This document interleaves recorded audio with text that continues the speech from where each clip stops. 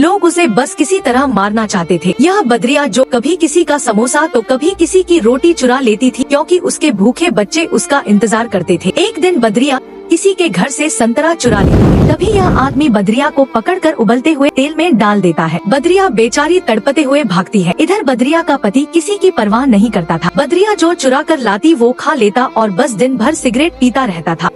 लेकिन आज बद्रिया कुछ चुरा नहीं पाई तो बद्रिया का पति उसको बुरी तरह मारता है और फिर खौलता हुआ गर्म पानी डाल देता है। बद्रिया बेचारी बिलबिला जाती है। इधर बच्चे यह सब देखकर बहुत रो रहे थे तो बद्रिया बच्चों को अपनी छाती से लगाकर सुला देती है और फिर वह रात भर रोती है, क्योंकि उसके बच्चे आज भूखे सो गए। और सुबह होते ही बद्रिया फिर खाना लेने जाती है। तभी उसका सिगरेट बाज पति उसके एक बच्चा को बाजार ले जाकर मांस की दुकान पर बेच देता है। इधर जब बद्रिया घर आती है तो एक बच्चा कम देखकर घबरा जाती है। बच्चे रोते हुए माँ को सब बता देते हैं। माँ दौड़ते हुए मांस की दुकान पर आती है, लेकिन बच्चा अब नहीं था। माँ फूट फूट कर रोती है और अपने बाकी बच्चों को लेकर जंगल चली जाती है और फिर एक नदी के किनारे घर बनाती है। बच्चे भूख से बिलबिला रहे थे तो माँ खाना लेने चली जाती है। तभी एक जंगली शेर बच्चों पर हमला करके बच्चों को मार देता है। जब माँ वापस आती है तो मरे हुए बच्चों को देखकर चीख चीख कर रोती है और फिर बच्चों की याद में नदी में कूदकर अपने प्राण दे देती है। लेकिन आपने फिर भी इस माँ के लिए लाइक और सब्सक्राइब नहीं किया।